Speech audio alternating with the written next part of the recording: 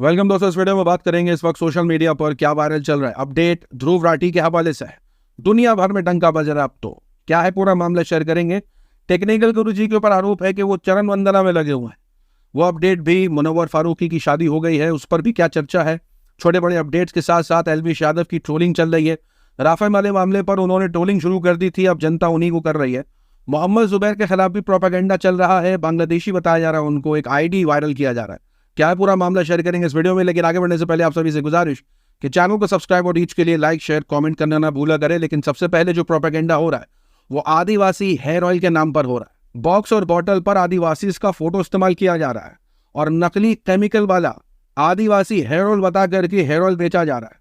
सस्ते रेटों में बेचा जा रहा है। कई लोग सस्ता समझ करके उसे खरीद भी ले रहे हैं, जिससे उनको कोई फायदा नहीं पहुंच रहा है और उनके पैसे जो बर्बाद हो रहे हैं वो अलग। अगर आपको ओरिजिनल यानी जेन्युइन आदिवासी हेयर ऑयल चाहिए तो डिस्क्रिप्शन में मैंने वेबसाइट की लिंक और विकेश भाई का डायरेक्ट कांटेक्ट नंबर दे दिया है। जी अब आप डायरेक्ट विकेश भाई से कांटेक्ट करके जेन्युइन आदिवासी हेयर ऑयल बुक कर सकते हैं अपने लिए। तो नकली आदिवासी हेयर ऑयल से बचिए और विकेश भाई से कांटेक्ट करके ब्रिंगा मुलाका का ओरिजिनल जेन्युइन आदिवासी हेयर ऑयल ऑर्डर करिए।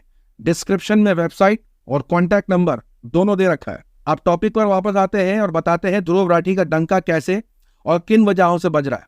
जैसे कि आपको मालूम होगा कि ध्रुव राठी लगातार, चाहे वो व्हाट्सएप यूनिवर्सिटी हो, चाहे वो भाजपा हो, चाहे वो प्रधानमंत्री मोदी हो, लगातार ध्रुव राठी इस पूरे मुद्दे पर वीडियोस बनाते आए। अब इंटरनेशनल कवरेज मिल रही है उनको। अल जजीरा से लेकर के फ्रांस 24, इकोनॉमिक्स, टाइम्स, हर जगह ध्रुव राठी के चेहरा और ध्रुव राठी के बारे में बातें चल रही हैं।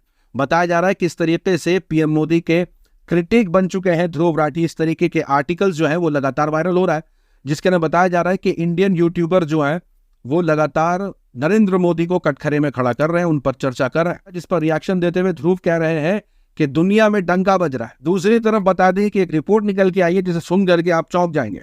ये रिपोर्ट असल जुड़ी हुई है कि ध्रुव राठी की वीडियो एडवोकेट आदेश ने वसाई के बार एसोसिएशन व्हाट्सएप ग्रुप में शेयर कर दी। यानी ये वो वीडियो थी जिसके अंदर ध्रुव राठी ने प्रधानमंत्री मोदी पर वीडियो बनाई थी। टाइटल था माइंड ऑफ अ डिक्टेटर। ये वीडियो शेयर करने के बाद आदेश के ऊपर, यानी जो एडवोकेट है उन्हीं के ऊपर एफआईआर दर्ज हो गई है। अब ये रिपोर्ट के बाहर आने के बाद सोशल मीडिया पर प्रधानमंत्री मोदी के बयानात वायरल हो जाते हैं। प्रधानमंत्री मोदी क्या कह रहे हैं कि आलोचना होनी चाहिए, किस लेवल की होनी चाहिए, खुद सुनिए। और आपकी व्यक्तिगत आलोचना भी होती है, आपके काम की भी आलोचना होती है, मन में गुस्सा आता है? पहली बात है, लोकतंत्र में आलोचना अनिवार्य है, वरना लोकतंत्र बर्बाद हो जाएगा जी।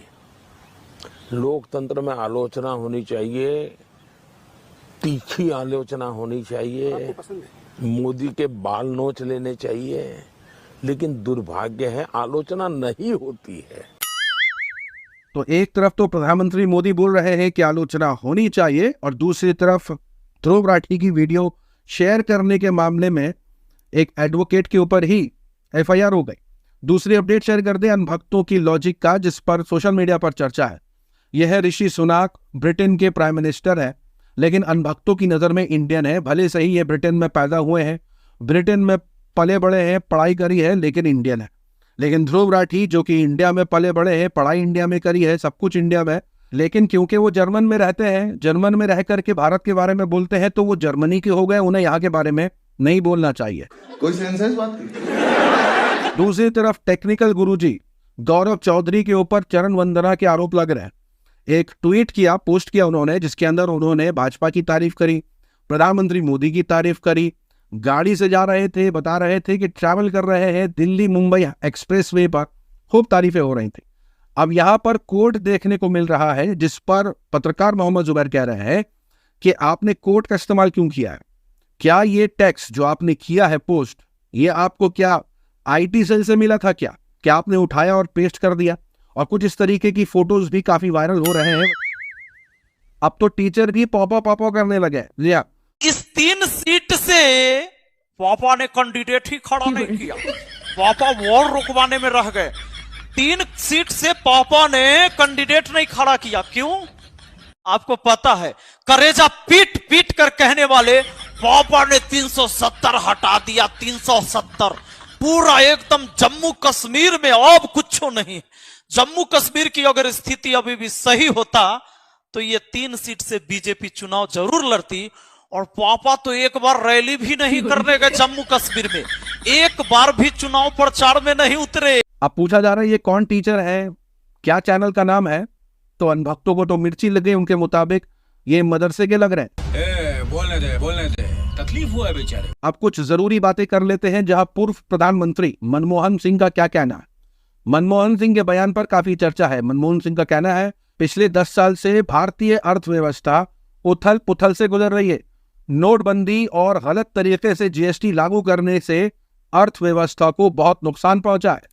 आगे कहते हैं कि हमारे पास ये आखिरी मौका है कि हम अपने संविधान और लोकतंत्र को निरंकुश सरकार से बचाएं। ये भारत में तानाशाही चाहते हैं। तो यहां सिर्फ ध्रुव राठी नहीं, पूर्व प्रधानमंत्री मनमोहन सिंह ने भी डिक्टेटरशिप वाला बयान जारी कर दिया। दूसरी अपडेट मुनव्वर फारूकी के हवाले से है, जहां उन्होंने दूसरी शादी कर ली है। वो बात अलग है कि उन्होंने इस शादी को बड़े सीक्रेटली तरीके से करी है, लेकिन करी तो सही।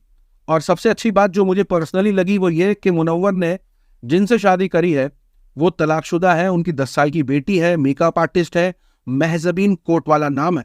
और एक खुशी की बात है क्योंकि मुनव्वर भी डिवोर्स्ड है और उनका भी 5 साल का बेटा है, और उन्होंने जिससे शादी करी है वो भी डिवोर्सी है। तो बिल्कुल घर ऐसे ही चलता है, संसार ऐसे ही चलता है, भलाई की तरफ ऐसे ही बढ़ता है जब एक दूसरे का साथ दिया जाता है। तो एक अच्छी सोच लगी मुनव्वर फारूकी की, इस पर काफी तारीफ हो रही है। दूसरी तरफ ऑल आइज ऑन राफे पर अभी भी चर्चा जारी है। बताया जा रहा है कि इंस्टाग्राम पर 44 मिलियन और फेसबुक पर 12 मिलियन और एक्स प्लेटफॉर्म पर 18 मिलियन बार इस चीज का इस्तेमाल किया, यानी ऑल आइज ऑन राफे का फोटो का इस्तेमाल किया गया है सारे प्लेटफॉर्म पर इतनी मात्रा में, यानी ये तो अपने आप में रिकॉर्ड तोड़ है। इजराइल ने जो किया है उसकी आलोचना पूरी दुनिया से हो रही थी। देश में तो आपको बताया क्या चला, कैसे रोहित शर्मा की जो वाइफ है उनको ट्रोल किया जा रहा था। लेकिन अभी रिपोर्ट निकल के आ रही है कि WWE के स्टार्स भी जो लगातार जो है वो फलस्तीन के सपोर्ट में उतरे हैं। कुछ अभी भी रिपोर्टें आ रही है जहां चहल की वाइफ ने भी ऑल आइज ऑन राफे पर अपनी स्टोरी जारी करी थी, लेकिन ये चीजें अनभक्तों को पसंद नहीं आई। अनभक्तों के मुताबिक इन सबको पैसे मिले हुए हैं। वो पूरा एक एक्सेल शीट निकालते हैं जिसके अंदर रेट बताया जा रहा है कि अगर आपके 100 से 1000 सब्सक्राइबर है, 1 लाख से 5 लाख सब्सक्राइबर्स है और 5 लाख से 2 मिलियन सब्सक्राइबर है, तो आपके क्या रेट है, कितने पैसे किसको मिल रहे हैं, ऐसा पोस्ट डालने के लिए। यानी उनके मुताबिक, अनभक्तों के मुताबिक, जिन लोगों ने भी राफे मामले पर फलस्तीनियों के जो मौत के आंकड़े आए हैं, इजराइल ने जो हमला किया है जिसके अंदर मासूम बच्चों की, महिलाओं की मौत की खबर आ रही है, उनके लिए बोलना जो है वो इतना चुभा है अनभक्तों को कि वो लोग जो इस पर बोल रहे हैं उनके रेट बता रहे हैं कि उनको ऐसे ऐसे रेट मिले। एक्सपोज तो उनका ट्विटर नहीं कर दिया ये कहते हुए कि इसका कोई प्रूफ नहीं है। ऐसे स्क्रीनशॉट तो एक्सेल शीट में बना बना करके कोई भी वायरल कर सकता है। गजब बेइज्जती है। यहां तक कि कुछ लोगों ने जवाब देने की भी हिम्मत करी है, यानी वो लोग जिन्होंने राफे मामले पर कहा ऑल आइज ऑन राफे, उस पर लोगों ने कहा, उन लोगों को जो काफी भड़क रहे हैं उनका कहना है कि हम पीएम मोदी की ही सुन रहे हैं। और वो एक आर्टिकल शेयर करते हैं जिसके अंदर इंडिया जो है वो इस रेजोल्यूशन के साथ था, यानी वोट किया था फेवर में, जिसके तहत गाजा में हो रही जंग को रोकने की बात की गई थी। यहां तक कि इजराइल से भी बोला गया था भारत की तरफ से कि जल्द से जल्द वहां यानी गाजा के अंदर अमन कायम किया जाए।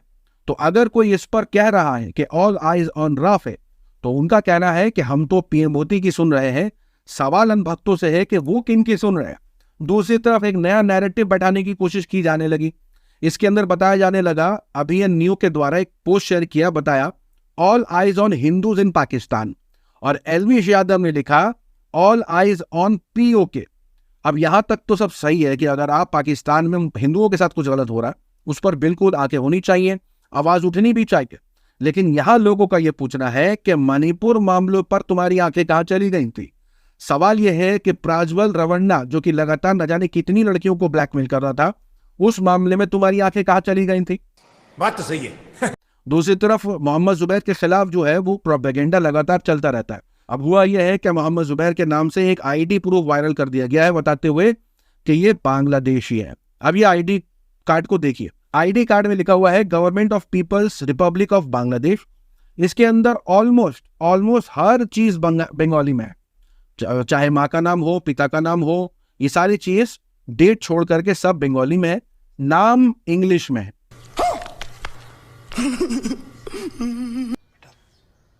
तुमसे ना हो पाएगा।